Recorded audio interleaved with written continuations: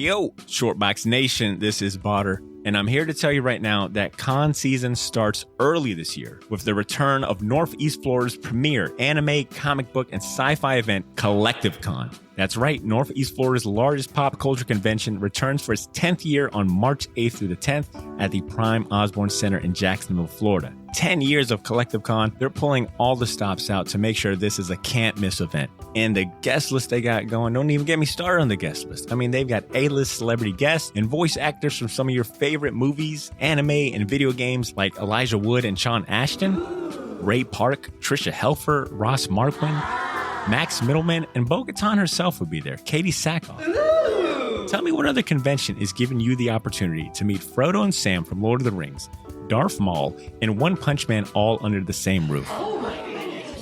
Only at Collective Con. And if you're looking to get some of your favorite comics signed, or if you want to get an original sketch from some of the best comic artists in the world, well, you're in luck, because there'll be plenty of comic and creator guests there, like DC comic artist extraordinaire Clay Mann, Harvey Award-nominated illustrator John Taylor Christopher, Marvel and DC cover artist Chris Stevens, and acclaimed Star Wars author Timothy Zahn. They'll all be at Collective Con this year. And if you're looking to bring the family, or if you want to make a weekend out of it, you're in luck, because there'll be so much going on at Collective Con that weekend in the form of vendors, fan panels, video game tournaments, cosplay contests, after parties, and a bunch of fan events. You can purchase single and 3-day weekend passes now using the link in this episode's show notes, or by going to collectivecon.com to book your tickets and hotel. Buy your tickets now, and I'll see you at Collective Con, March 8th through the 10th. Now let's start the show. All right, I got one more warm-up question before we get things started.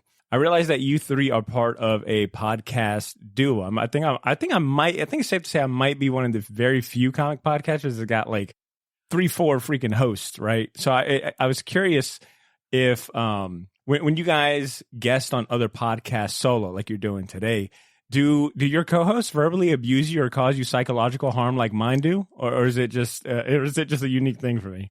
I'm going to say yes. Mine. It's just like, oh, where was it? It's a constant running joke between me and Jesus, because I am quote unquote chair A, and he always makes jokes about being chair A, or he's chair B, so he doesn't get invited to stuff. I was like, that's not true at all. You get invited all the time. And it's humorous. We joked about this earlier today. Okay. So what we're doing now. Chris, what about you? How does Aaron react? I told him earlier, because we usually do our Patreon exclusive shows each Tuesday night, and I was like, hey, I can't be there tonight because we are doing a thing with everybody. Yeah, exactly. The short box called and I answered, and he was a little like, oh, okay. But so here's the difference between my relationship with Aaron and I'm guessing your relationship with everybody else is that Aaron is fully aware that the Oblivion Bar is 99.8% me. So when I want to do a thing, he just is like, okay, like he's just along for the ride, and I think he's totally fine with that. He's accepted at this point. He's given me 100% creative control, and I love him for it. It can get kind of frustrating when you're trying to do everything all the time. Yeah. But on the other hand, he knows that if he tried to get involved somehow or make a TikTok video, I would just like grind my teeth and be like, good job, buddy. Way to go. But let me tell you all 1,000 things you did wrong that aren't up to brand. Exactly. You know? Yeah. So if you guys love and or hate anything with the Oblivion Bar, it's my fault. That's good stuff. Yeah, I think my crew like understands like, oh, Botter's going to take lead, but and we appreciate him for it. But let's also bust his balls every single chance we get and kill him with 1,000 small cuts. Well, actually, they're more like giant gaping holes, where my ego and pride leak out constantly. But I love them, Lance, what about you? I feel like Chris is so busy with 900 other projects, he doesn't care. He's like, keep it alive, keep the ship sailing, Lance. Keep well, because I did, like, for I don't know how many months when he was DMing for that Night of the Rolled Table podcast, and he was editing it too.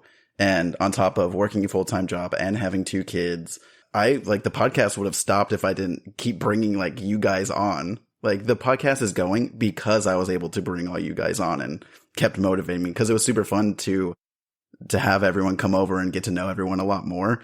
It's way too much work to prep everything for a character breakdown on my own. So we're going to switch up format. And so that's when all those other formats started, because I was like, I can't do this weekly and read all these books and prep all this. It was too much. I didn't know I needed this. This kind of became like a self-help group for podcast duos. How long did you edit this week, everyone? Now let's go around and talk to everyone. That's good. All right. I got an idea for a Patreon bonus episode another day, and that's just going to be podcast host self group chat. That's what it's going to be. Us just airing out our grievances. We get together biannually and just talk about what our co-hosts are doing wrong. Chris and I did this via text one time, and we were like, "Can you believe that Jesus did this?" And Aaron, what an idiot! That is funny.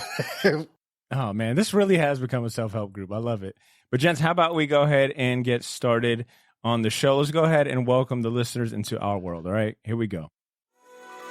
Ladies and gentlemen, I present to you the Short Box Podcast. The Short Box Podcast is recorded live from Jacksonville, Florida.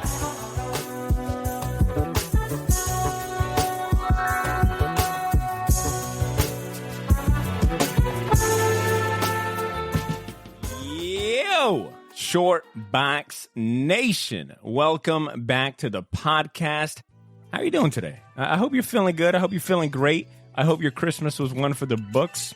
I got way too many pajamas that don't fit like the usual, and I got a bunch of bland socks this year.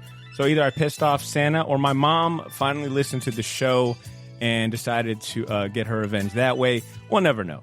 But anyways, I hope you're ready to see the new year out the door, all right? It's time to say goodbye to 2022. Get the hell out of here. We're done, all right? We're moving on to the better and greener pastures, all right? But before we give 2022 the official boot, I'd like to revisit the best of what it had to offer for comic fans, moviegoers, and nerds alike. To all of our new friends tuning in for the first time, my name is Botter. Welcome to the Short Box Podcast, the comic review and talk show where you hear the best conversations about comic books and the pop culture they inspire.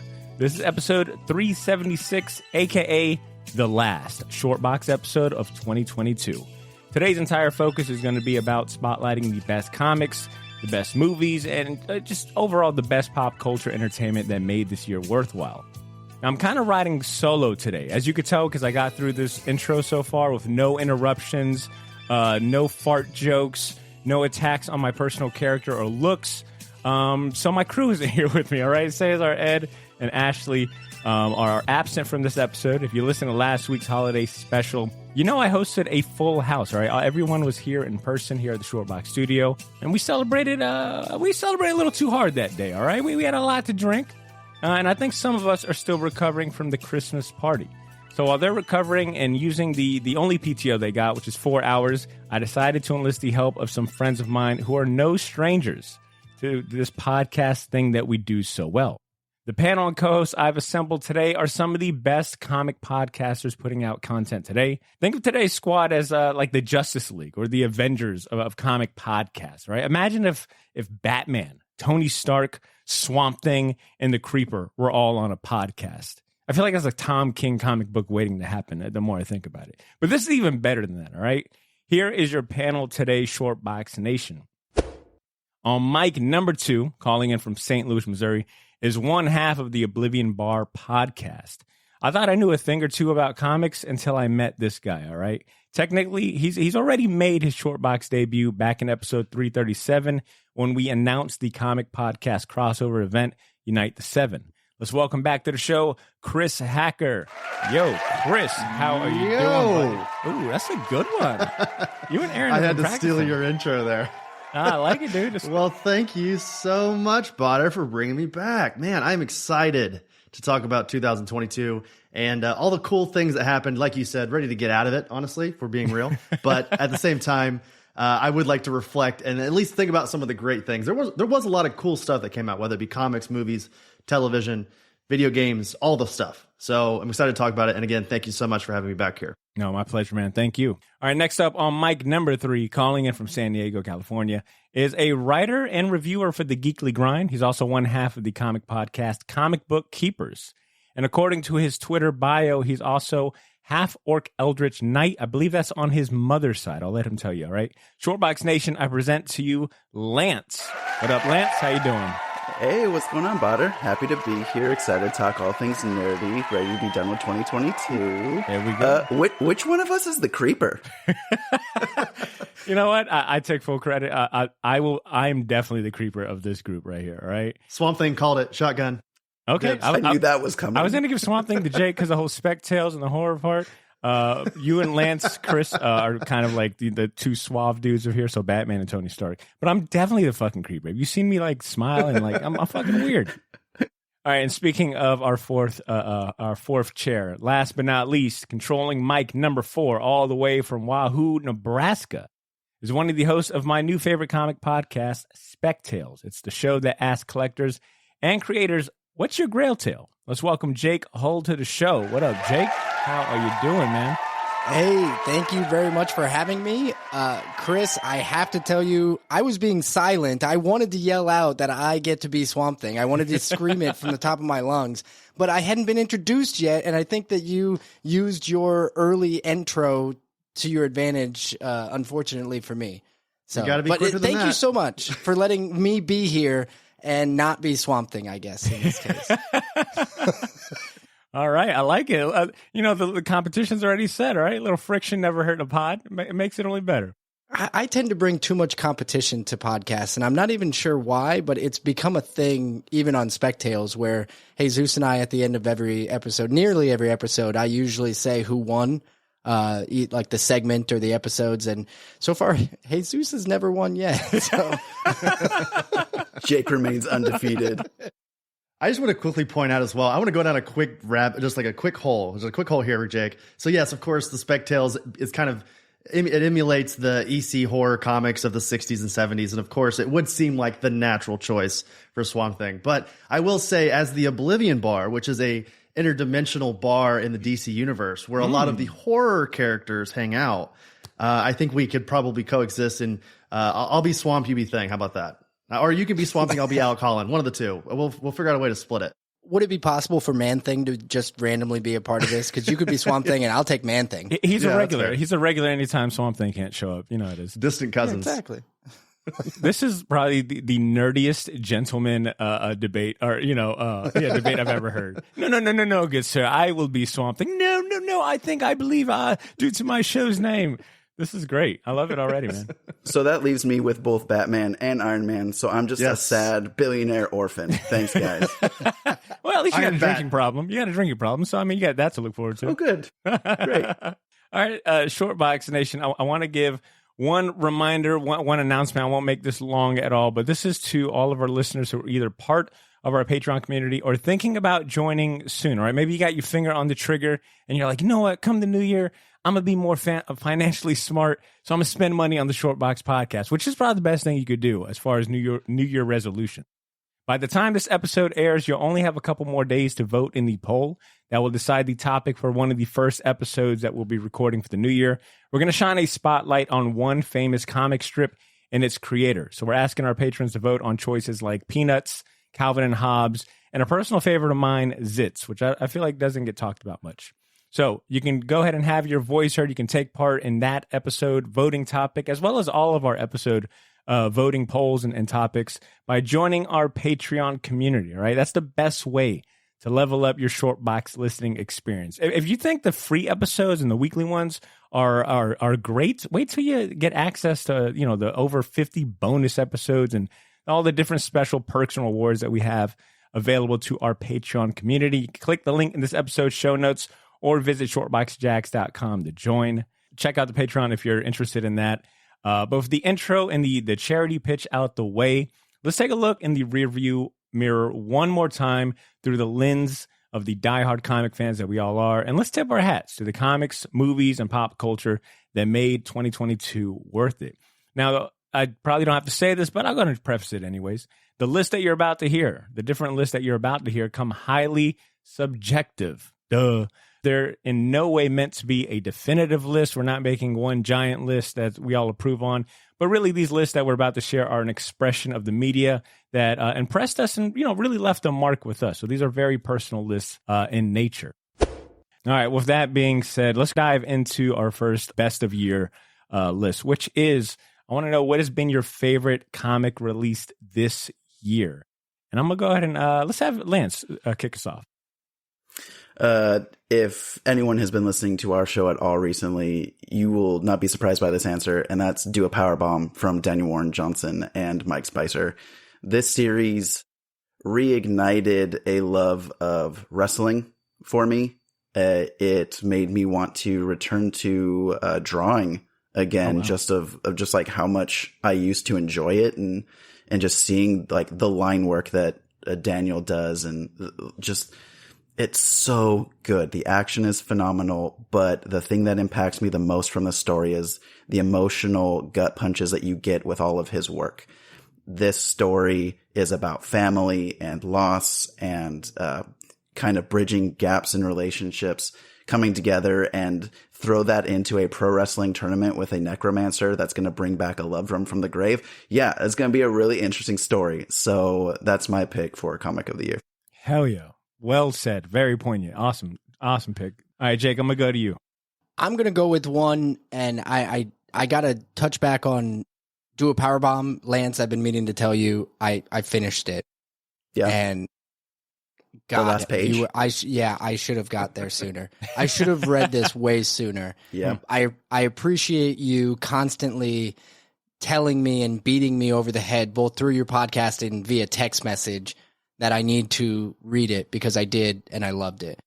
However, I didn't select that as my favorite comic of the year. This one, man, Dark Horse came out of nowhere for me and just leveled me, both visually and engaging with its story. I'm going with Animal Castle from Ablaze is the publisher.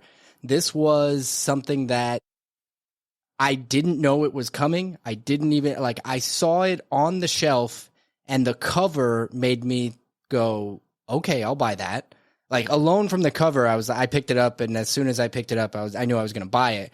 But it turned out that it was phenomenal. So issues 1 through 5 are out, and it's an ending that it doesn't finish the story. There is more coming, but I don't know exactly when. And I still Google when is it coming out, because it's got me that hooked. Writer is Xavier Dorison, and the artist is Felix Delep. Nice. You just remind me. Looks like there's a sorry, not to interrupt here. It looks like there's a free comic book day issue, like a return issue for volume 2 in April 2023. So there you go. There's your intro back into the Animal Castle universe. God damn, you know what the best part of podding with other podcast hosts is? Everyone is on their shit. Everyone immediately went on Google and typed in let's help Jake out. When is volume 2 coming out? I'll hack their Twitter account. Oh, and the hardcover for Animal Castle Volume 1 comes out December 23rd. Just FYI. Nice. I did know that, actually. Hey, Zeus, if you're listening, you have a Christmas present for Jake here. You're welcome, Jesus. That's a layup. All right, Chris, what about you? What's been your favorite comic of the year?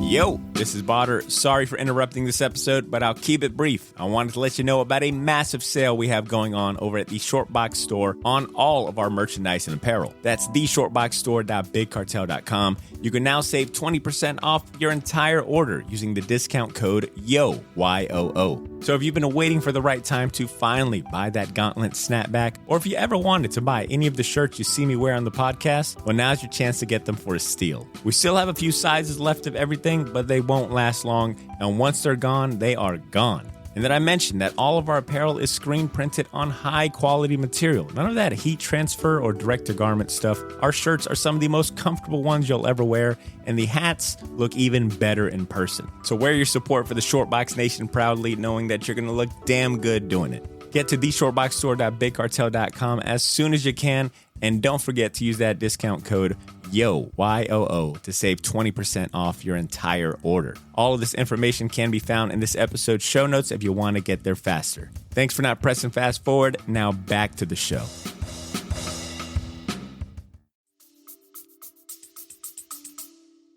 Well, in typical Chris fashion, I don't do anything half-heartedly.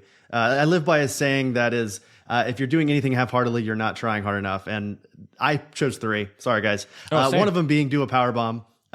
So thank you both for kind of championing that. Of course, you can't have okay, I was going to say, Lance is showing me all of his. It's of course, we're not just going to have one, because I think, again, great minds think alike. So we're probably, a lot of us going to pick similar stories. So I have Do a Powerbomb, of course, incredible. Supergirl, Woman of Tomorrow, and Human Target. So I guess I technically chose 4, but I put those together because they're both written by Tom King. And then Woman of Tomorrow, of course, being illustrated by Bequel's Evely. And then you've got Human Target, just maybe one of the most beautiful books of the entire year by Greg Smallwood.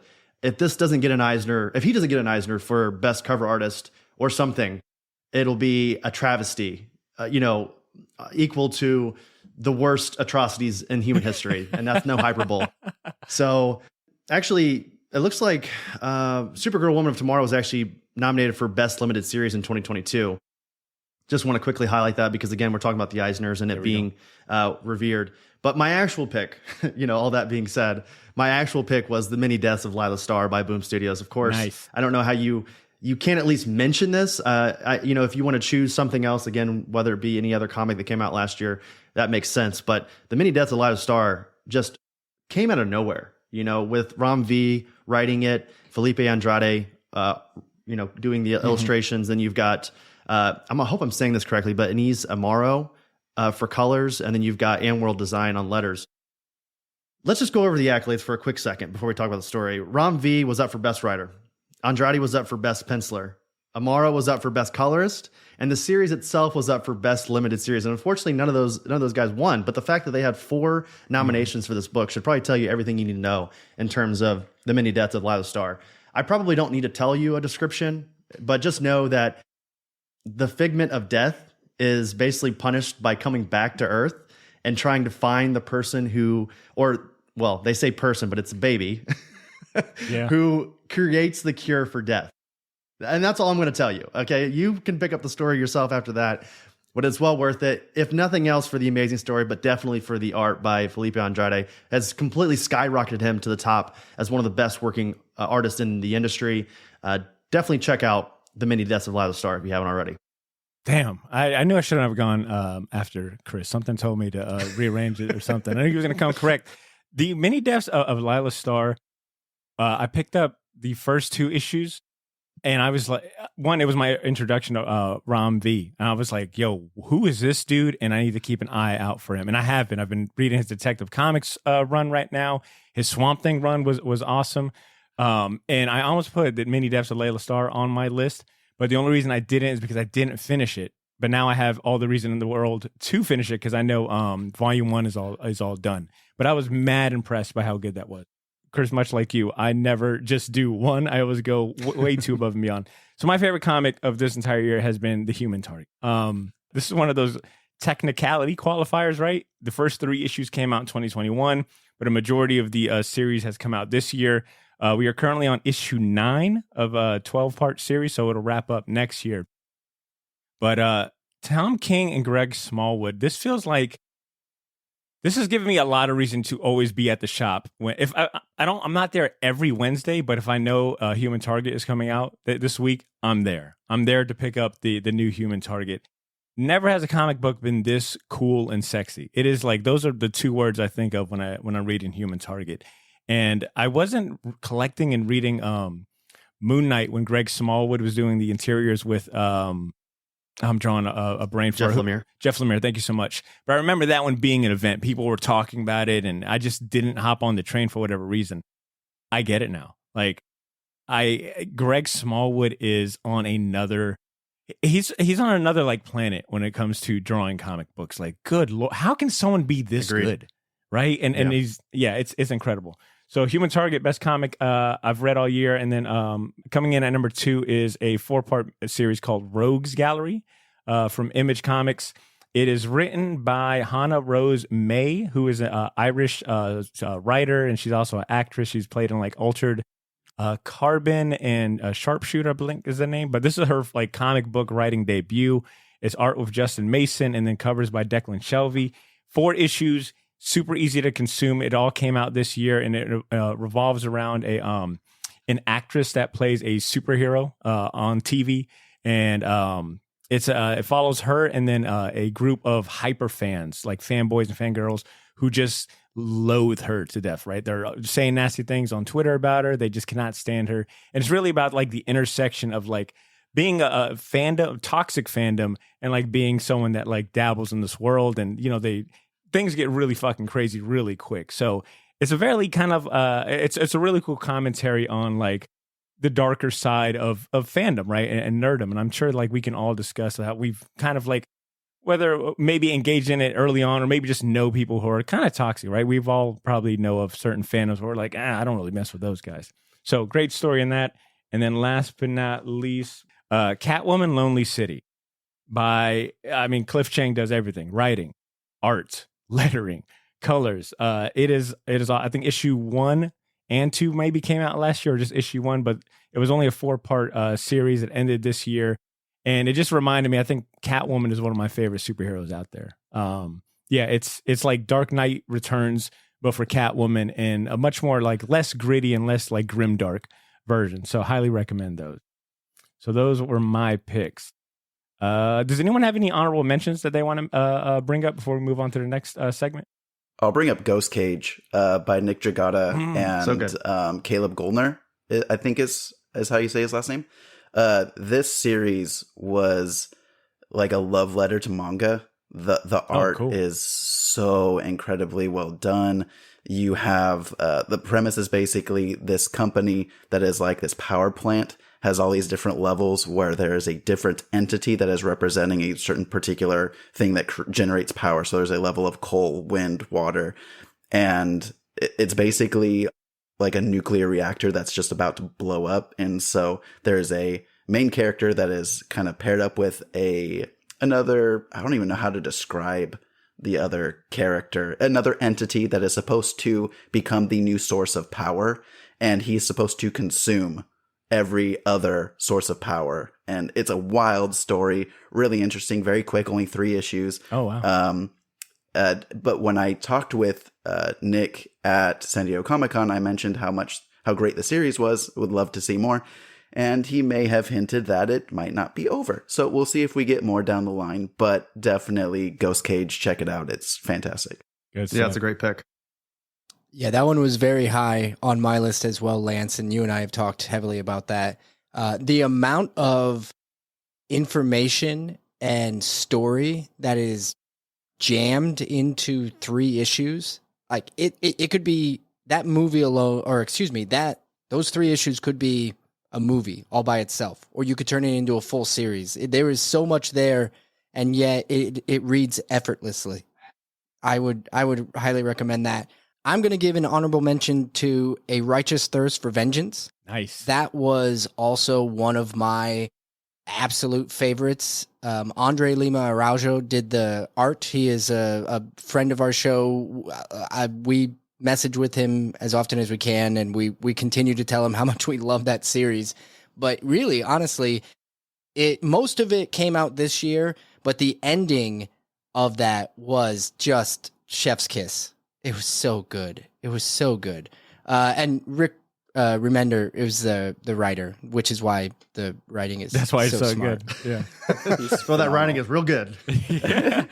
I do want to say, just because Jake mentioned this earlier, but I've found books specifically from the 3 of you before, and Ghost Cage was one of those that Jake messaged me. He's like, "Hey, have you read this?" And I was like, "No, I don't even know what that is." He's like, "Go to your shop right now and get it." And I did the same day, and I picked it up and loved it. But I feel like I've had that experience with all 3 of you where either I'm listening to your show or I've just gotten a message from you saying you need to read this. So it's very fun to be within this community and find things that you might not otherwise have found. Well said. Yeah, I agree there. I got an honorable mention. I can't believe I was almost going to let this one go without bringing it up, but Nice House on the Lake by James Tinian and Alvaro Martinez Bueno is one of the, actually it should have made my top 3, to be honest. That comic is so fucking good. Like, I've never read so many issues where nothing happens action wise or like, things going on, but it is such a good just character study. And the way that James Tinian is juggling, I think it's damn near 12 different characters in a tiny house, right? In like a lake house, and just being so psychological with it. And those covers too are some of the, I literally thought at first those covers were like photos of people and stuff. Yeah, it's not a superhero book. It's not high octane action, but it is such a good slow burn a thriller, a little bit of horror. Well, I mean, a lot of horror elements when you consider the fucking aliens in it. Yeah. I don't got to explain shit. You guys know what I'm talking about. Nice House on the, and here's the best part. Nice House, by the time this episode comes out, the last issue of Nice House on the Lake comes out. So 12 issues will be collected by the time, well, it should be collected shortly, but if you're a fan of psycho thrillers and just, fucking weird ass aliens, that has been fantastic. Is there a more Vertigo book out right now that's not Vertigo than Nice House on the Lake? Like, come on, DC, what are you doing? I will circle back to that comment and your Vertigo comparisons shortly, but I'm so glad you said that. All right, let's move on to our next list here, which is we're going to take a pivot from books and comics and talk about our favorite non-superhero / comic movies released this year, because that'll be a whole separate category. But what's been your favorite non-superhero comic movie released this year? And I'm going to let Jake kick us off first. Thanks for letting me go first, because I feel like I'm going to steal this from the rest of you. Don't you do it. Maybe. Steal it. Don't do it. I'm going with Everything, Everywhere, all at once.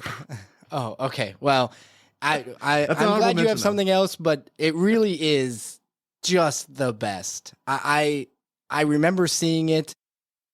I wasn't even in Nebraska. I was at a friend's wedding, and there was extra time, and I was like, I guess I'll go see. I actually saw 3 movies in one weekend because I got there early. There was just so much free time. I was like, I'm gonna go see more movies because there was just a lot to see. You're like, I promise I came to celebrate your love. I promise, not just for the movie. Well, no, I only need 6 hours for that. The groom was technically there with me for 2 of the 3, so that it mostly counted.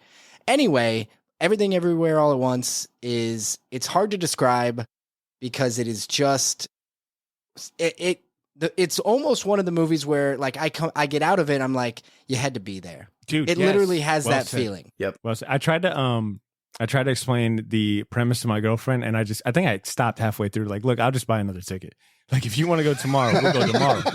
I'm not going to sit here and try to explain what the hell I just experienced. Yeah, when you can have a film where 2 characters are rocks in silence and have it be potentially the best scene in your film, yeah, the movie's amazing. Lance, I tear up anytime I'm going for a walk and I see 2 rocks by each other. Like, the conversation they're having. Like, so especially beautiful when they have googly eyes on them. That's good. Yeah, I had to go with that. I have some honorable mentions, but maybe I'll wait because I don't want to take away anybody's thunder in case those are your favorites. Fair enough. Chris, how about you take it from there? Oh, man, so Jake and I were very like-minded, so I thought he was going to choose this. I'm glad he didn't. And I'm just going to steal it from everybody else because I'm sure one of you guys have it also. Top Gun Maverick. Come on. It's the best. I knew literally that. It is one of the best cinematic experience I've had in my entire life. And again, I'm sure everyone listening right now, if you've never listened to The Oblivion Bar, I'm pretty hyperbole most of the time. Like, I like to go, if I like something kind of, I'm like, it's the best ever. But no, really, Top Gun Maverick is one of the best movie going experiences I've ever had. I saw it 4 times in theaters. It is currently, I just want to do a little bit of stats on this. It currently is sitting at $1.48 billion at the box office, making it the highest grossing with a B. All right. And it's currently the highest grossing film of 2022, probably going to be the highest grossing film of this year, highest grossing of Tom Cruise's entire career, and it's the 5th highest grossing of all time domestically. So this thing had legs, and I bet you right now, if you check Fandango, you could go see Top Gun Maverick tonight if you wanted to. It's still in theaters, even though it came out during the summer. So everyone listening to this, everyone here in this, in this conversation or otherwise, you've probably already seen Top Gun Maverick. I'm probably not telling you anything you don't already know, but after buying the 4K and watching it again, even at home, this is the first time I've watched it at home after seeing it already a dozen times in the theaters. There's something about just the action in that movie and the heart. My greatest comparison, Lance, to kind of go back to what you were saying earlier about Do a Powerbomb. Obviously, these properties are about completely different things, but the way I feel about both of them are almost exactly the same. It's this very just emotionally driven, like I don't want to say silly concept because that's not correct. Almost like simple, I guess is probably the best way to put it. A simple concept where it's character driven and emotional. And it's up to you to kind of get in touch with who you're following in these 2 properties. Top Gun Maverick, one of the greatest sequels of all time. Can't recommend it enough. And I do have some honorable mentions as well, but I'll wait like Jake and we'll go through everyone else's before we do that. Great pick. I feel like Top Gun Maverick should be a when you're applying for your U.S. citizenship, like you have to watch that. And if you're born on American soil, like you got to watch that at age 5. That's how you get become an American. All right, Lance, what about you, man? I knew both of those movies were going to pop up on this list, and that's why I chose my number 1 to be Prey, the Predator prequel. Oh, I forgot that came out this year. I freaking love that movie, and the fact that I did not get to see it in theaters hurts me because it is one of the best filmed movies of the year. Visually beautiful, action was so well done.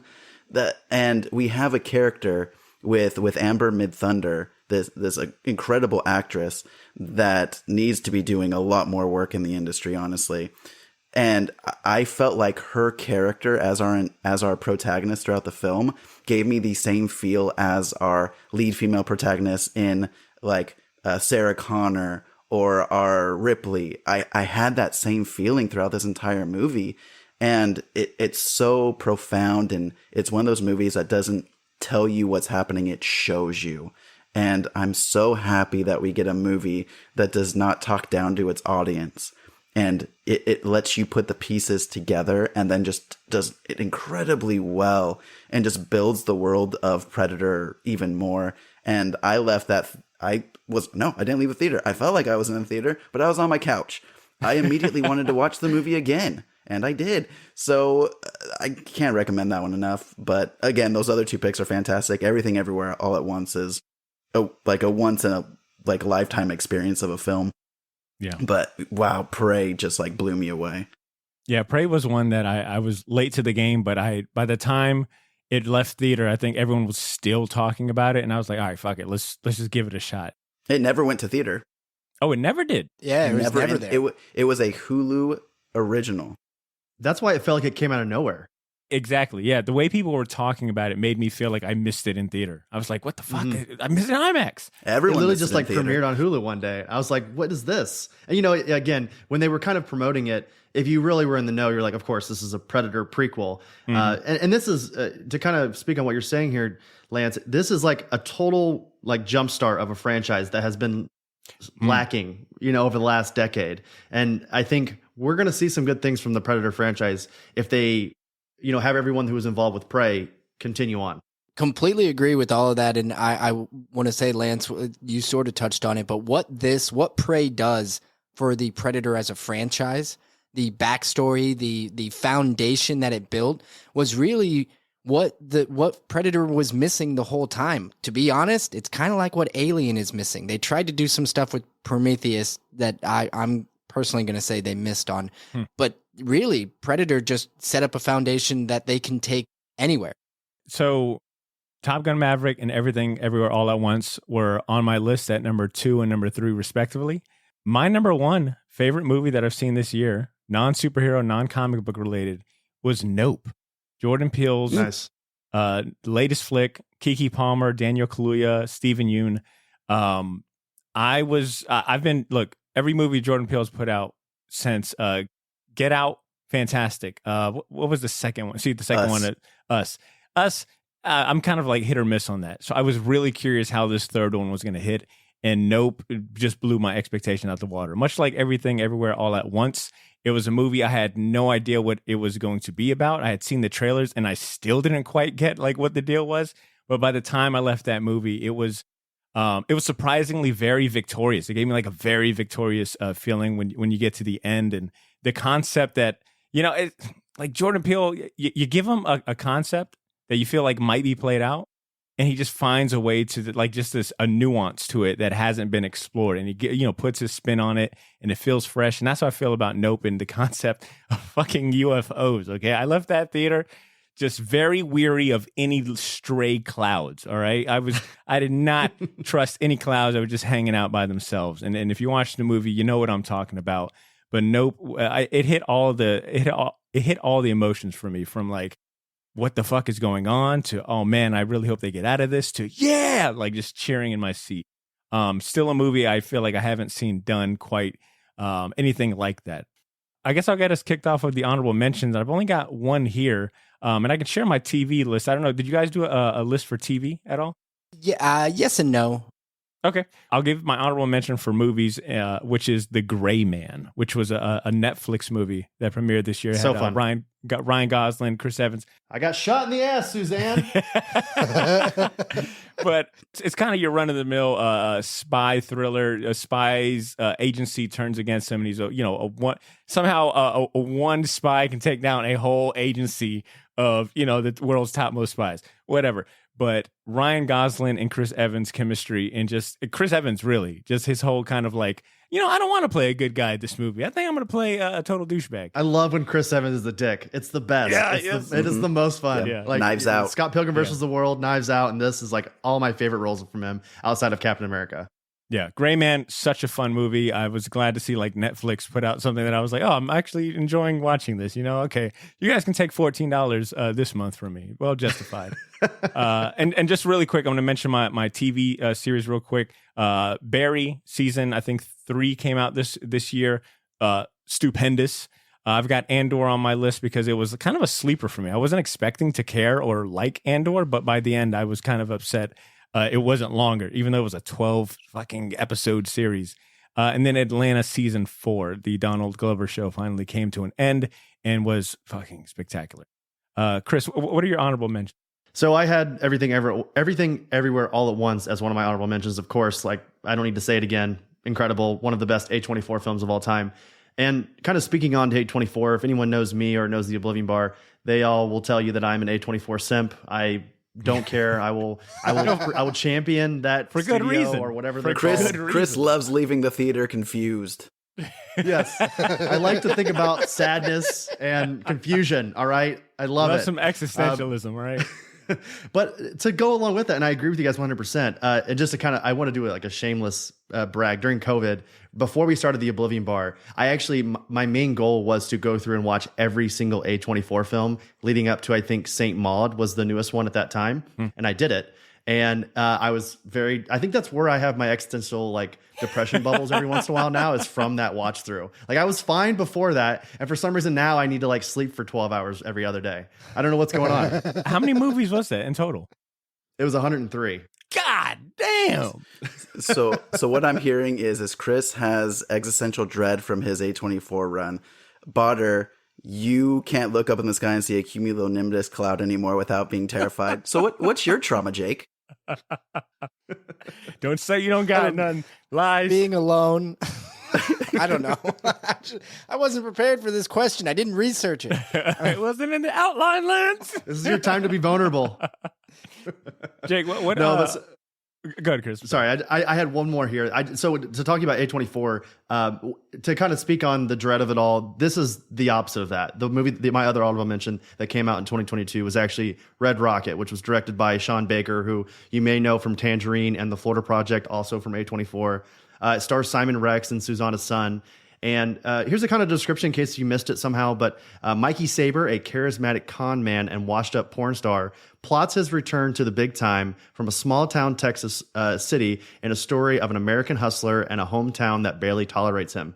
And that's kind of a vague overview. I think what's really important about this, and if you've seen The Florida Project, it's very similar, is you're just kind of with Simon Rex's character. And this guy, you hate him almost immediately. From the moment he's on screen, you never root for him. But it's just interesting seeing him interact with these people in his life. I think it possibly is on Amazon Prime right now if you're interested. A24, they'll just like slip a movie in there every once in a while. Like we'll hear about the Everywhere All at Onces. We'll hear about the Uncut Gems of the world. But then there's always those like under the radar ones, which I actually talk about another one here in just a bit that comes out, I think in a couple weeks or maybe next week. But Red Rocket, definitely, if you've not seen it or haven't heard of it, definitely seek it out. It is really good. You're going to hate this guy, but you're going to have a good time watching him live his life. Good disclaimer. I like it. Jake, what about you? Got any honorable mentions for TV or movies? Yeah, I do. And I'll do one for both. So the other honorable mention, I'm going to name it because I don't think it's going to get named on enough lists, even though when it first came out, it really kind of shocked everybody. And that is The Unbearable Weight of Massive Talent. With the Nicolas Cage film where he's playing Nicolas Cage. the most meta Nicolas Cage thing he could ever do. The easiest paycheck he's ever gotten. The thing was I actually this was another movie I saw at the wedding or that wedding weekend. That infamous weekend. And I missed the ceremony. Yeah, exactly. But it was worth it, I guess. But in this case, I walked into it like I've got nothing else to do for the next, so many hours. I guess I'll go see another movie. And I already saw, like, it was funny because it was also the last choice on my list. I was like, well, I've already seen, it was the weekend of Doctor Strange. So I'd already seen Everything Everywhere All at Once. I had already seen Doctor Strange and The Northman. And I was like, well, the only one here that I haven't seen that has any remote interest to me is this. So I went and saw it. I laughed my ass off in that theater. I cannot remember the last time I had that much fun laughing in a movie theater because generally speaking, I don't usually gravitate towards comedies. I know I like to read a lot of horror stuff. Anybody who's listened to Spec Tales, I watch a lot of horror movies. So usually things are dark, and yet somehow the movies I picked this year are not dark ones at all. So I had so much fun laughing for no damn reason. Like, it was just the most ridiculous shit. And that's what that movie is. Just lower your expectations and it will blow you away. Jake, you mentioned you had one for TV. Did you want to share that one? Oh, yeah. We have to at least mention just how freaking good Stranger Things was. Stranger Things season 4 that came out this year. Had me so emotionally affected that it literally it made me buy art. I don't know how to. Like, I literally. I collect art now. I don't know why. I bought art because of that. Jake's like, I bought a Picasso. I don't know what I'm going to do with this shit. I love Stranger Things 4, and now I have a Monet. I don't know what's going on. Oh, damn. That is a sign of really loving something. I bought art. All right. What do you want me to do? That's great. Awesome. Will you tell us what the art is? I want to know now. Well, okay. Well, you guys are going to laugh because I call it art. I'm going to show you. Sorry. It is. Oh, okay. Oh, Eddie right. Munson. So that's backwards but it's a Master of Puppets piece of artwork by the artist, Staz Johnson. Okay. He's a comic book artist, but this is absolute art that I'd never purchased anything before. That looks good. And it is a replica of it's a piece of art, but it's a replica of a comic book that he created, called The Master of Puppets. And it's got Eddie Munson, the character from this most recent season. And I literally was so impacted by the show, because I don't hang art on my walls very much. It's not something that I just go out and do. I'm not that I'm not that kind of collector. I see you, Chris. I see you over there. Me and I immediately saw this and I said, if I don't buy this, I will explode. And that's what the show did to me. Thank God he didn't explode. Good choice. And I guess an hour into the show, I probably should have told the listeners that there is a video version of this podcast that you can watch on YouTube. It'll be linked in the show notes if you're curious, which you should see the piece of artwork that Jake just showed off. Lance, do you got any honorable mentions for TV or movies before we move on? I do. Really quick, I'll mention House of the Dragon for TV. Hell yeah. Considering the fact that I could have cared less about another Game of Thrones show after the debacle that was the finale of Game of Thrones, the show blew me away. I was so impressed. Matt Smith, coming off of Morbin time, absolutely crushed it in his role in the show. But the entire cast Daemon was so Targaryen. Yeah, they crushed it. I loved it. I can't wait for the rest of the series. As far as films, I love going to see movies. I have AMC A-list, so I see as many movies as I possibly can get to. And this year was dominated by horror for me. Between Smile, Barbarian, X, and then I just saw the menu earlier today too. All of these films just incredibly well done. And then Bullet Train is just one of the funnest movies of the year. It's a blast. I'm glad you said that. That was a movie I missed in theaters, but I see it's on Netflix, I believe, Bullet Train. I'm going to watch that before the year's over. It is. The third act is ridiculous, but amazing. Good stuff. And Lance, I'm glad you brought up House of Dragons because that was actually tied with Andor for me. I think House of Dragons I really enjoyed just for the I don't know what you'd call it, but just for the act of watching it and like the zeitgeist, the zeitgeistiness of it.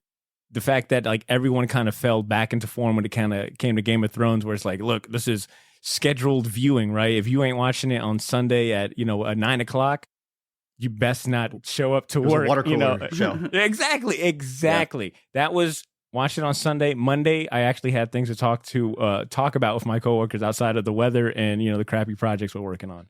So spoilers. We're gonna talk about House of Dragon here in just a minute. So let's move on to our next category here. We wouldn't be a comic book podcast if I didn't separate this one into its own. What was everyone's favorite superhero / comic book movie, or even if you want to combine television in it, that's fine too. I'm going to let Lance, how about you kick us off? Sure. This one, it was between two for me, and it just from performances from an ensemble cast, I'm just going to go with Black Panther Wakanda Forever. Nice. Angela Bassett blew my mind in this film. This movie had to do so much. It had to honor Chadwick Boseman. It had to continue the storyline, and everyone just came together and crushed it. There is not a weak performance in the entire film. Everyone brought it because they knew they had to, or else it would be a dishonor to what Chadwick brought every single time he stepped in front of the camera. Awesome. And oh my gosh, like introducing Riri and Namor and the beautiful world that we got with Talokan, and the song they play when you get to see Talokan for the first time. I play that in the car almost daily now because it's so beautiful. But yeah, that's my pick. That's a good one. Very strong argument right there. Jake, what about you? Maybe cliche. I'm going with the Batman. There we go. It was early on in the year, and the funny thing is I think it was of this year. Wasn't it the first superhero film of the year? Yeah. I really enjoyed it. I liked it a lot. I liked what they did with the Riddler. I thought it was a really good fun take by Paul Dano, and I had so high. I didn't hate what the MCU did all year. I know some people are on that train where they literally hated it seemed like everything. I was not in that category. I found things to enjoy in every movie that they did this year. But the Batman was the one that blew me away the most. And I guess I'd have an honorable mention for television if I could separate the two and just say, holy shit, Peacemaker. Woo! God, that was so much fun. Oh, I still play that song. Do you really? Once a week? Really? Yeah. I don't need to play it. It's just permanently stuck in my head. Chris, what about you? Again, great minds think alike. Mine is the Batman. And I think it was pretty easy for me. Extremely easy, actually, because to kind of touch on what Jake was saying here, in terms of the MCU, they generally have that top spot for whatever the best movie they put out that year. You said everything that I was going to say, Jake, outside of the Batman, it grossed over $770 million at the box office, which has basically warranted a second installment already with this weird shakeup that DC Studios is doing right now with, James Gunn and Peter Safran. They've said, you know what, everything else, you're done. We got the Batman, we've got Harley Quinn, and we've got Peacemaker. Let's go forward with that and see what happens. But you were kind of speaking on how a lot of people aren't enjoying this, next phase of the MCU. And I don't want to seem like a pessimist. And I don't want to seem like I hate everything, because I agree with you. There are things about each movie that I liked, but I don't know if it's oversaturation. I don't know if it's maybe just a disconnect or a quality dip. I don't know. But Phase 4 has been, outside of She-Hulk, Loki, and WandaVision. The shows are good. The movies, though, I will say Thor: Love and Thunder, Doctor Strange and the Multiverse of Madness, and I would even say Black Panther: Wakanda Forever. I left slightly disappointed. None of them blew me away. And I hate saying that because I love the MCU. I'm literally, you guys can see it right here in the background. I have a Black Panther poster right next to me. I'm a big fan. You have a Silver Surfer tattoo. No one can debate your love of the Marvel. Yeah, Marvel. Chris, try and say why you're a comic book fan a little bit more.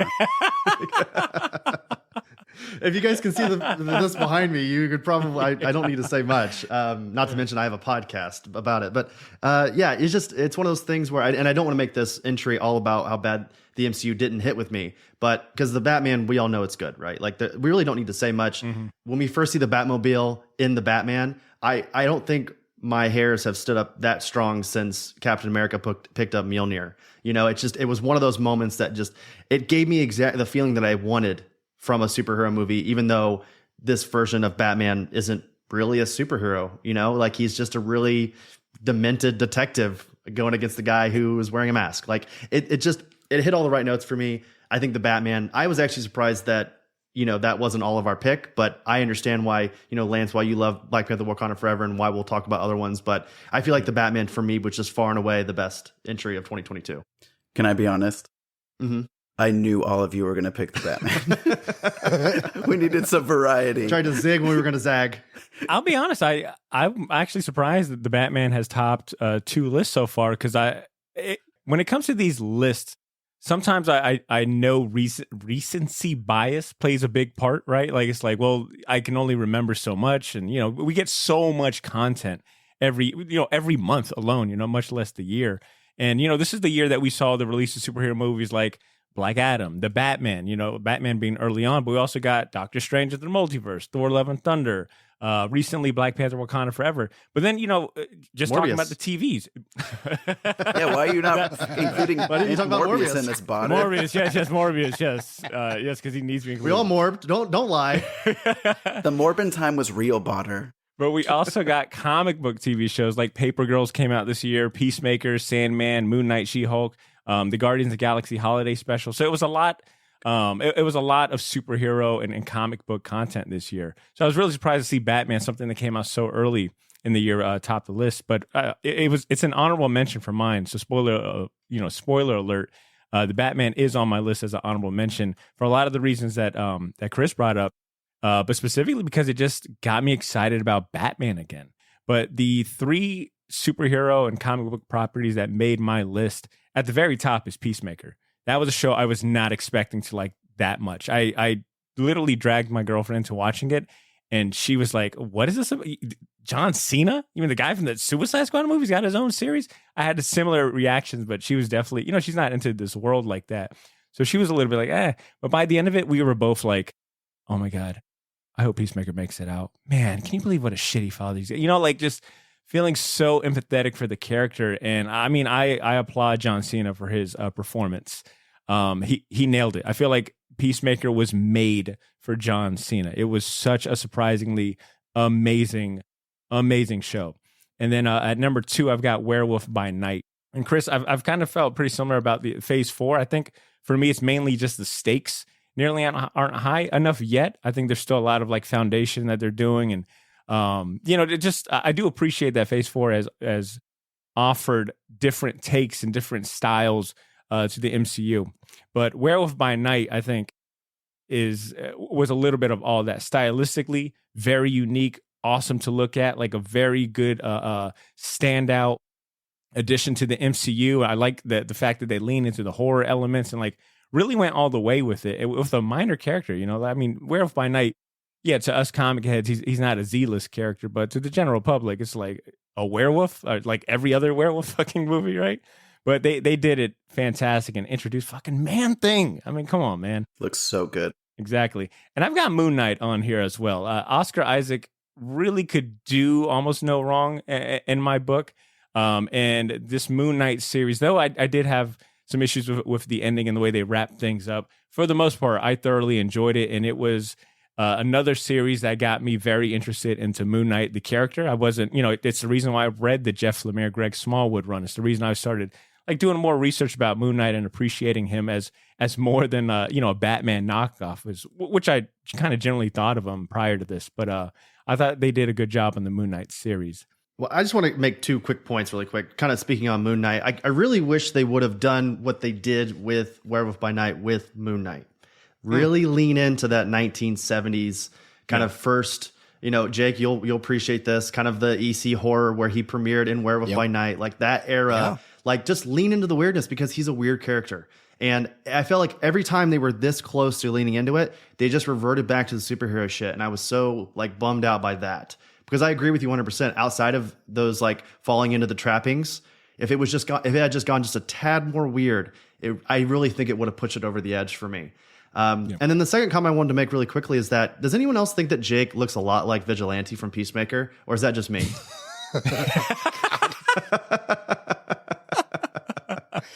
I honestly, I hadn't thought about it, because who looks at people and thinks I look like that guy? But I've gotten that before. I've also got from the Flash TV show. I don't recall the name of the actor. Grant Gustin? Grant Gustin, thank you. I've gotten that actually before too, which is not again, both. I don't know why I'm getting confused for these people. Nah, you're shooting toilets in the woods. All right, I'd rather be Vigilante. Look, listeners, you might have to just check out the video version, right? Jake is out here stealing the show, and he ain't even trying. All right, Jen says, anyone have any honorable mentions for this category? Superhero movies, comic book properties, any honorable mentions? I do. So I have something that I feel like is quasi-related. So this year we saw the closure of Phase 4. We're done with, Black Panther 2 was the finish of Phase 4 for the MCU. So I think I can realistically say, now that it is finished, that the best film I feel like within Phase 4 was Shang-Chi. That came out this year, right? Film. No. It came out end of last year, but it was in Phase 4. And I think now that we've seen all the films that Phase 4 has to offer, I truly think that origin story was the best one we were offered in Phase 4. Best film in that Phase 4. So now that we have the whole thing to look at, I wanted to say that here. Okay. Yeah, I think it's probably really close between Shang-Chi and No Way Home for me. Yeah, but I mean, I think it really is. I mean, when you look at the surface and you go Spider-Man or Shang-Chi, you're like, oh my gosh, of course it's Spider-Man. Not really. Honestly, I think Shang-Chi and Legend of the Ten Rings was, I would say, as good. Maybe I give a slight nod to Spider-Man, but I think it's so close, and I think that's a win in all of itself. Spider-Man had the spectacle. It had the spectacle. Yes, I'll give you that, but it didn't have the action scenes. It did not have the same level of action sequences. That was it for me. Like, introducing those level of action sequences to the MCU is what won me over. Yeah, the bus scene, as soon as that starts to pop off, the music comes in, ooh, it gets real good. I think the Marvel Universe, Marvel Studios is going to, I think, maybe with Werewolf by Night, maybe with one that I want to quickly talk about with She-Hulk, I think they're going to kind of lean into some of these weirder parts of the universe, and hopefully, we all know who Moon Knight is. We all know who She-Hulk is. We understand that they have iconic runs in the comics, and that's what makes them so special. I think that maybe in Shang-Chi too, maybe we just have a more martial arts story and there's less superhero-esque, nisms to it. And I want to talk about She-Hulk as well. I know people had issues with the CGI. I get it. I'm not really going to hold that against it though, because these VFX artists are being worked to the bone, and it's like, that's not the writing though. I think the story and the way that they flipped the Marvel Studios, method on its head is worth commending. And I think that Tatiana Maslany is great as the character. I'm excited to see her in the MCU. I think that, just the ending, I think a lot of people, it's very divisive in terms of what you thought about the finale, but I was like, they're doing it. They're really doing it. And I was excited about that. So, and Lance's point, he agrees. I think that there are certain people, I understand if you don't like it. I totally get it, because you're taking this stuff seriously. And I understand that you like don't want to be poking fun at it, but it's comics, baby. You gotta have a little bit of fun sometimes. Chris, I agree with you 100% on Marvel should just lean all the way into this weirdness, because you can't top the super heroics that we got in the previous phases, right? Like we got peak super heroics, and just the last two Avengers movie, I'm not counting any of the other ones. Like, you can't top that level of like heroics. Like, go into the weird shit, right? Like, that's the only other direction you got. Yeah. Can I do one more runner-up for TV? The Boys season 3. Oh my gosh. I like the addition of Jensen Ackles to The Boys was perfection. He fits so well in that universe as Soldier Boy, and watching him go up against Homelander, and the fact that they made Homelander even scarier than the previous two seasons is mind-boggling to me. But I had to include The Boys here because that show just keeps getting better. And the fact they did Hero-gasm, like they had the opportunity to do Hero-gasm. Come on, man. Yeah. Applaud. All right, we make this next segment rather quick, but this one was kind of a freebie. It was a favorite thing from another form of pop culture that was released this year. It could have been a video game, a book, I don't know, a magazine, whatever it may be. I left it up to you guys to pick your category for this one. Jake, how about you kick this one off?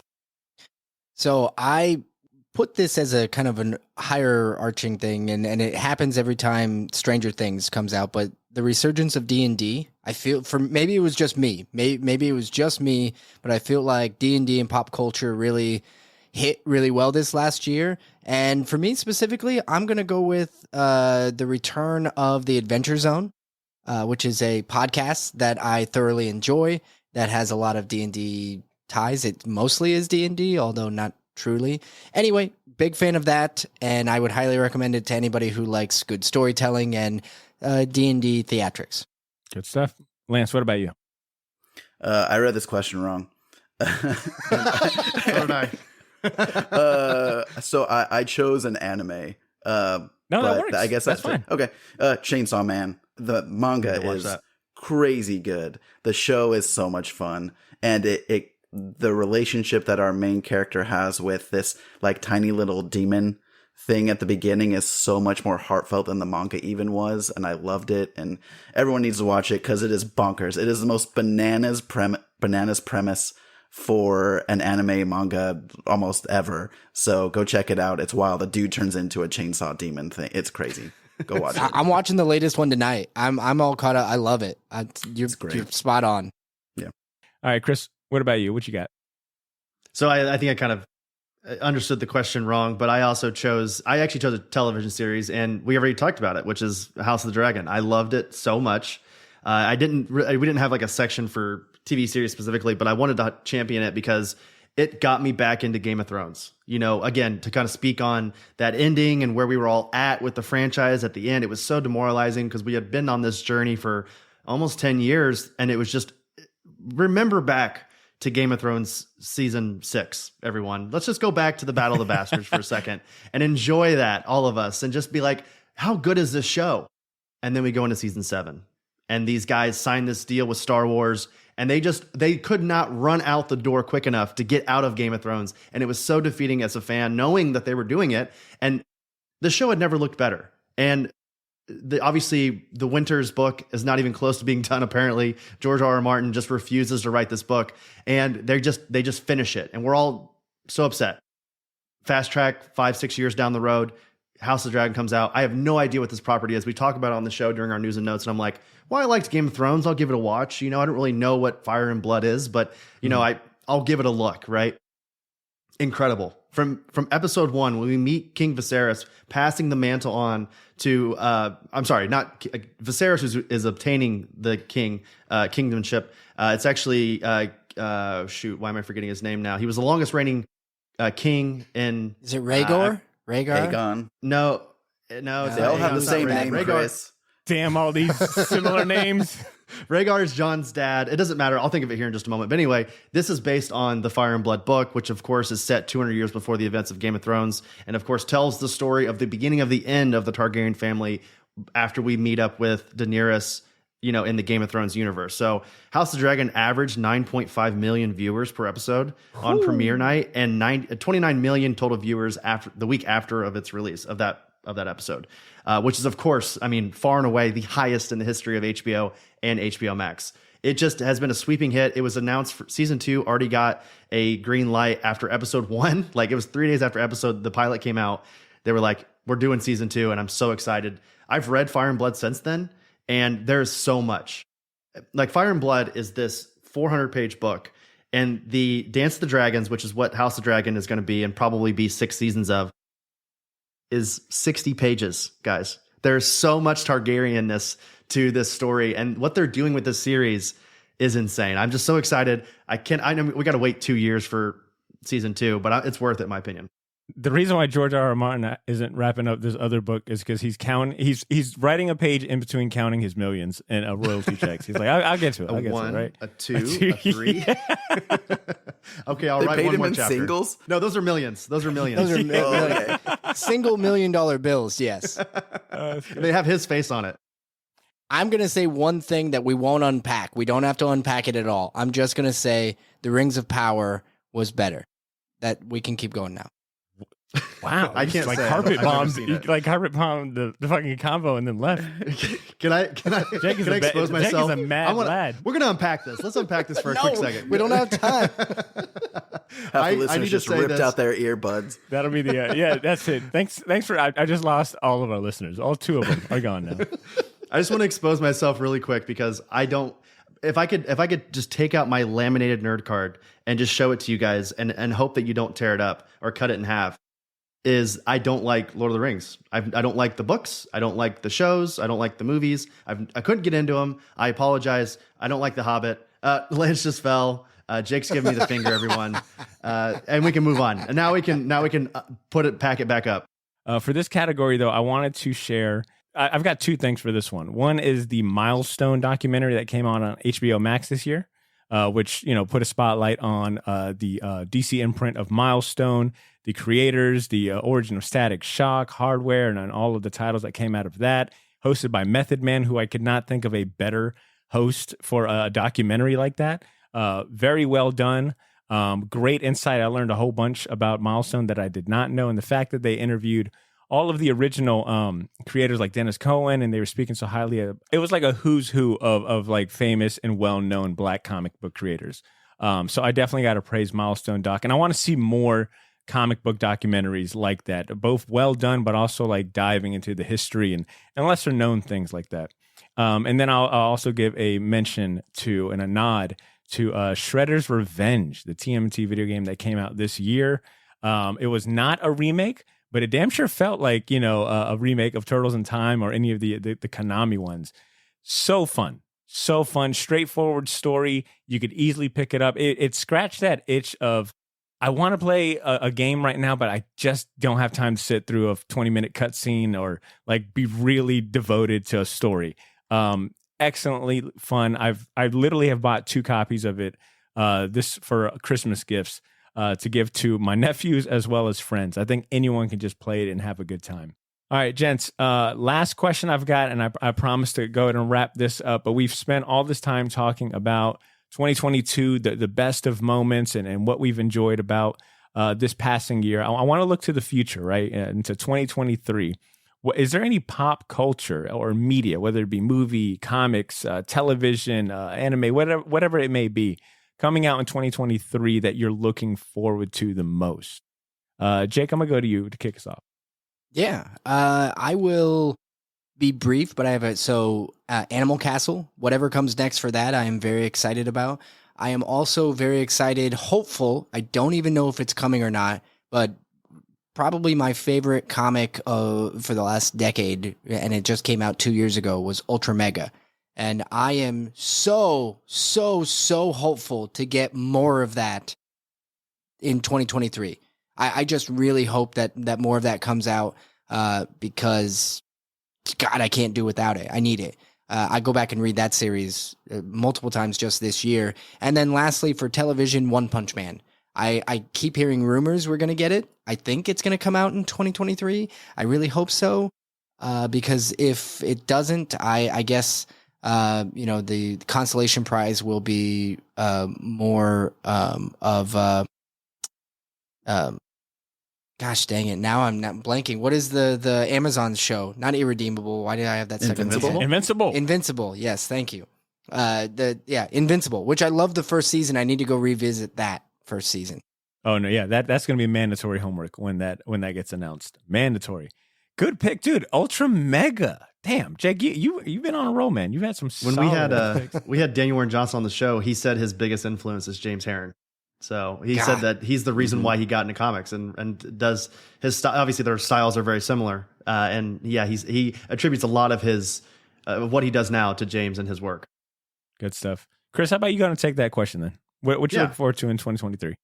I'm gonna be brief as well because I have a lot. So Spider-Man Across the Spider-Verse. I think we're all pretty excited, right? Yep. Ant-Man and the Wasp: Quantumania. Super excited about that. I saw the trailer for that going into Avatar: The Way of Water, and I was like, if this movie is on par with like Thor: Love and Thunder, I'm going to be very upset. Like I need it to be better, guys. I need to be better. Please let Jonathan at least let Jonathan Major's part be like, this shit, Yes. Yep. 65, which actually just got a trailer. It's being directed by Scott Beck, and it stars Adam Driver. It's basically like Jurassic Park, but like in the it's not Jurassic Park. The future past. It's the future. Yeah, past. it's the days of future past. It's like if Kylo Ren was deserted on the the land of Lost or whatever. Like it just looks really, really good. I'm excited for a new dinosaur centric story that's not Jurassic Park related. So that'll come out March 10th, and then I understand that some people have issues with some of the voice casting. Okay, I get it. But I'm so excited about Super Mario Bros. In April. It just looks really, really good, guys. It looks awesome. I watched the trailer for it during Avatar, and I just got goosebumps from the music to the wahoo. There's Jake, there's where you're from. And like all the things. Like it just really I'm really excited for it. And I just Illumination really honestly doesn't do wrong very often. So I think they're in good hands with Super Mario World. And then for comics, I have one, Silver Surfer Ghostlight. Everyone knows, as you can see here, the big chromed out guy next to me here. Giant fan of Silver Surfer, also tattoo here as well. So Ghostlight is a 5-issue miniseries written by Jay Holtman and art by Sean Damian Hill, covers by Ken Lashley, and that comes out February 1st. I don't know anything about the story, but it's Silver Surfer, and he doesn't get very many solo series, so I'm excited. So definitely excited for that. Good stuff. That's a good list. Lance, what about you, man? What you look forward to in 2023? I think Chris hit like half of my list. I know. So I'll just, Sorry. No, you're guys. good. You're good. I'm so looking forward to Spider-Man Across the Spider-Verse. The first one is such a phenomenal film. It was the best superhero film of the year that came out. So I'm very hopeful for what we get from this one. As far as other movies, Creed 3, Jonathan Majors looks like a freaking house in that Do not movie. take your wives or girlfriends to see that movie. Don't do it. You're setting yourself up for a fight. All right. I'm just letting you know. You're either setting yourself up for a fight or a very, very arduous gym time. You're going to be in the gym working extra hard that you don't really need to.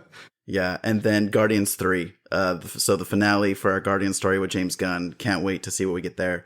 As far as comics go, Static Season 1 was probably one of my favorite comics of 2021, and I cannot wait for Static. I think it's called Shadows of Dakota.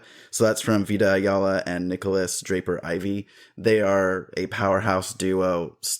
If you have not read Static Season 1, that comic is perfection.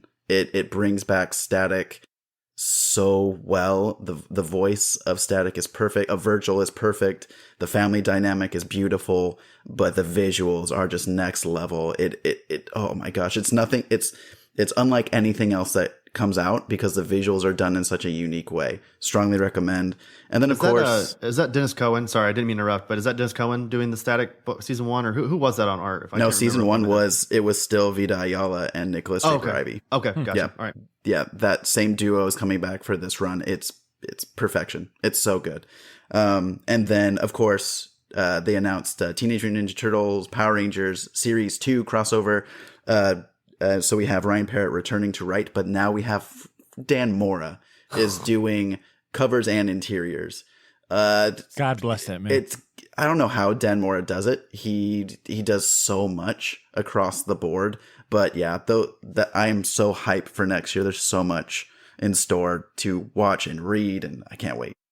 I'm really conflicted when it comes to Dan Mora. Like, I'm rooting for him. I want more stuff, but I also don't want him to get so big that he realizes, you know what? I can make the same amount of money just doing covers, and I don't have to do interiors, right? It's like, yeah, keep on going, Dan Mora, but don't become that big. At New York Comic Con, they had Dan Mora and Peach Momoko right next to each other, and I was like, who planned this? Why would you put these two right next to each other on the floor? Those two lines were madness. I don't know what they were thinking. Yeah, that's crazy. I cannot believe I didn't have Into the Spider-Verse 2 on my list. I feel like that's kind of like a gimme, and I've just the poster came out today, and the trailer was recent, so maybe it's just oversight on my part, but looking forward to that. Really looking forward to Invincible Season 2 because Season 1 was just so well done. Such a great homage. Well, not really a homage, but it paid such great respect to the source material. And I was so happy to see so many friends of mine that weren't really interested in comics use that as their springboard into this medium. So looking forward to Invincible season 2. But as far as movies, Dune Part 2 comes out next year. Loved Dune Part 1. I know it was a little slow for a lot of people, and just a long movie. But I was I just loved. It was just the world building and the way that movie looked. I was an instant fan. So looking forward to Part 2. Hopefully, it really picks up and gets a little crazier and more action. But I'm here for it. John Wick. I think this will be the 4th installment, and I believe the last installment of John Wick. That trailer that came out over the summer. How do they still find the opportunity to push the cool envelope? And the choreography and the style. It's like 2 words. They just continue. Donnie Yen. Like that's all you got to do to make your movie cooler. Just put Donnie Yen in there. You're right. So John Wick, Dune Part 2. I'll also hop on the train with Lance about Guardians of the Galaxy. It's James Gunn. Come on. Yep. He gave us Peacemaker. He gave us Suicide Squad. He gave us the other Guardians. Let's see what he does to pull on my emotional heartstrings for the goodbye. Also look forward to Mandalorian season 3. I think it comes back in 2023.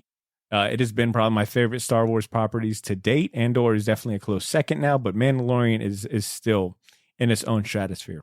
As far as comics, kind of continuing on the whole DC love, 2023 will see the dawn of DC initiative that DC is doing. So 20 new titles come 2023. A lot of very interesting titles and creative pairings. You've got Mark Waid and our guy Dan Mora doing a Shazam book, which should be a lot of fucking fun. Tom King, he's doing a Penguin book, a book about the Penguin among this initiative. And I'm also excited to see Danger Street continue on into 2023. Issue 1 came out this month, and it continues on next year. I'm all for this Tom King train that I'm on. And an honorable mention for comics, Todd McFarlane is teaming up with Mike Del Mundo for a Spawn 3-issue series called Unwanted Violence. Not that excited about Todd McFarlane taking writing duties. Hopefully he's got a ghostwriter, someone that actually can write really good. But Mike Del Mundo, though, man, sign me up. Whether that dude's doing covers or interiors, especially interiors, I'm here for it, and it's fucking Spawn. So looking forward to that. And with that being said, this has been a lot of fun. Went on much longer than I thought, but to be expected, especially when you've got especially when you got a show with 4 other, 4 podcast hosts in general. The thing we're gonna do is fucking talk, and that's what we did today. Or anything other than brief. Brevity, what's that? Not on this show. So thank you guys so much for taking the time out of your very busy schedules to join me. I'm looking forward to your individual and respective end of year episodes. I'll be checking those out. I know that you guys will be tackling other categories that we didn't touch on today, and probably even going deeper into your list. And I want to reiterate to the Shortbox Nation that each of you guys, the Oblivion Bar, Spec Tales, Comic Book Keepers, you guys are good in my book. I truly respect what y'all contribute to the space and the work that y'all put in after week. Every week you guys are dropping new episodes like we do over here at the Shortbox. And I know, and as someone that knows what it's like behind the scenes and how the sausage is made, I tip my hat to you guys, and thank you guys so much for putting out quality content, but also elevating other shows in the community. We've got the listeners don't see it, but we've got our own United Nations of comic podcasts on Twitter, and a group chats, and we're all supportive, and it's a blessing to be a part of that. Please tell the Shortbox Nation and our listeners what y'all all got going on in your respective shows, what episodes they can look forward to, and where they can find y'all on the interwebs. Jake, take that from me. Yeah, absolutely. Well, as for 2023, Spec Tales doesn't have any official interviews announced or anything like that. And actually, that's one of the things that we tend to do, is not really announce too many of our guests.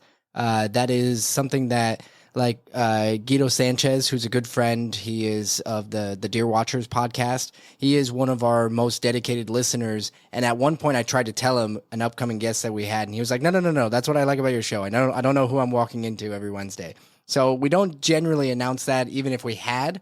We have a lot of high goals for this upcoming year in terms of a lot of guests that we want to have on, and just milestones we want to hit. So we're looking forward to that. But we can guarantee every single week in 2023, you are going to get a new Grail tale, whether that is from a collector who is, nobody off the street kind of thing, or that is going to be from one of your favorite comic book creators. We are going the route of trying to get a story from everybody. So that's Spec Tales next year. There we go. Big shout out to Guido of the Dear Watchers podcast. I was on their show last month, and I got to meet him and his co-host for the first time, and they were awesome. And Jake, I wish I sounded as cool as you when it came to like, yeah, you'll just have to kind of figure out, who we got coming on the show next. The only reason we don't promote, who we got coming up next is I'm usually scrambling like, what the fuck am I dropping this week? Let me send 100 Okay, we're talking about Jim Lee this week, again, everybody. Come back. We're talking about Jim Lee. It's our third time this month. Yeah, our Artist Spotlight episodes are the cheat code. It's like, let's talk about Todd McFarlane. We don't have him on the show, but we can talk about him. Yeah. Spoilers, everybody. Todd's not here. He was waiting in the wing for like 2 hours of us just talking today. Oh shit, Chris, what about you, man? What's the Oblivion Bar you got going on next year?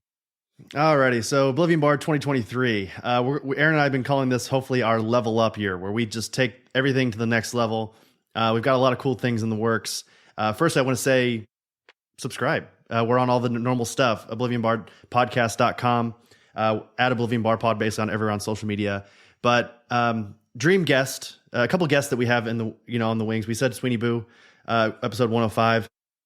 We're also currently talking to Colin Kelly and Jackson Lansing, who wrote the recent King the Conqueror book that came out, I think, earlier this year.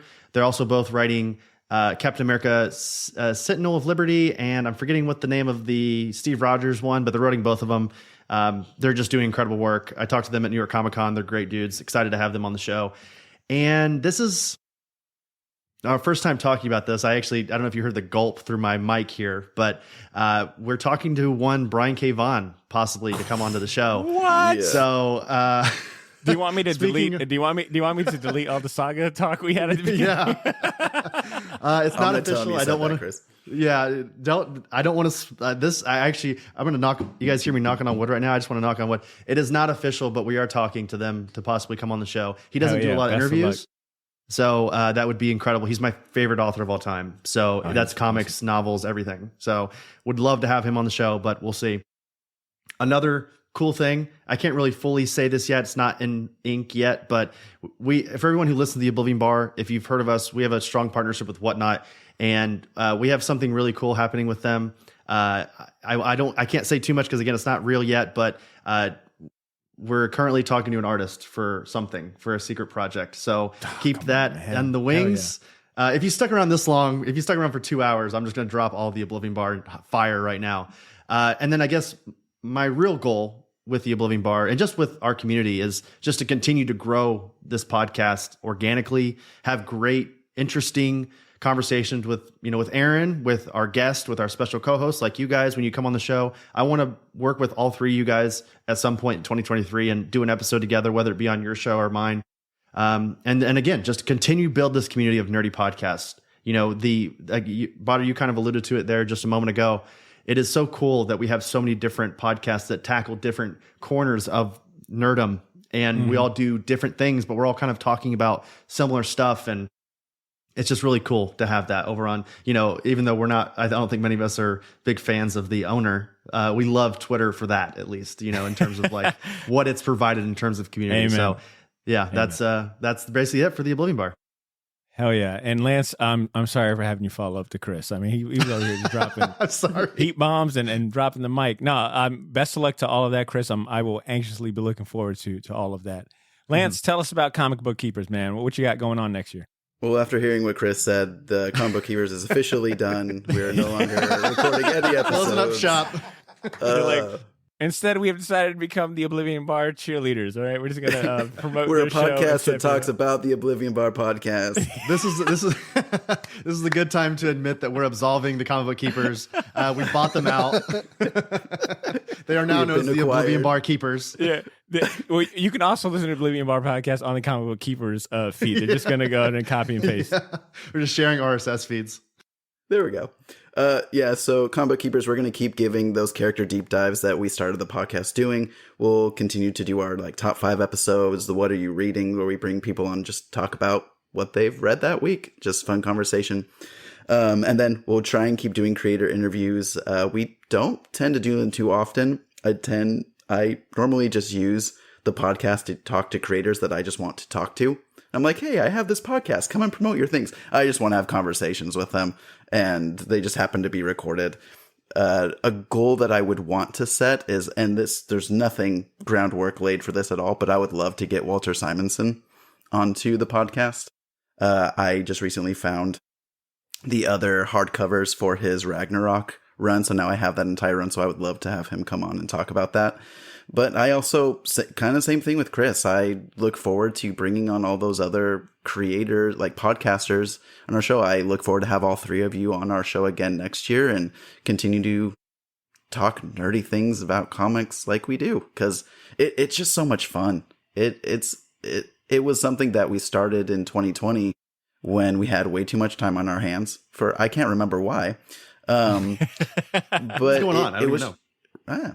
But it was just like a mental, like, safe space. Like it gave like meaning to the days that never ended. And I look forward to just continuing the hobby and growing the relationships that we've built, and like just having fun together. Well said, Lance. Well said. It was very heartfelt. Gents, I appreciate you all so much. To our listeners, look, this was a little bonus-sized episode. I mean, you kind of got a long episode for the holiday special last week, and you know what? We treated you to another bonus-sized episode this year, but it makes sense, right? Like, it's us saying goodbye to 2022, so of course we weren't going to leave no stone unturned, and hopefully we've accomplished that, all right? If you are listening and you're like, damn, how did they not mention XYZ, or I want to champion this? Join in on the conversation, all right? Send us an email to read@theshortboxjacks@gmail.com. We love when you guys join the conversation and sharing with your thoughts and recommendations. Besides that, like I said, this is the last Short Box episode of the year. If this wasn't enough for you, if 2+ hours was not enough comic book podcast content for you, look, I've got some friends I could recommend, all right? And I think they did a pretty good job self-promoting. But just in case you didn't catch any of those links, you can check the episode show notes. I have a link to all of these great shows and these great guys in these show notes to make it easy on yourselves, and make sure that you check out their year-end episodes. It should be all dropping around the same time, all right? And what else are you going to do? You got some PTO. Hopefully you're enjoying some time off before getting revved up for the new year. Besides that, I wanted to go ahead and thank all of you for tuning in. Hopefully you guys enjoy the rest of your 2022, and you know, best of luck for a fresh start in the new year. Like I love to say, please continue to make mine and yours Short Box. We'll talk to you soon. Peace.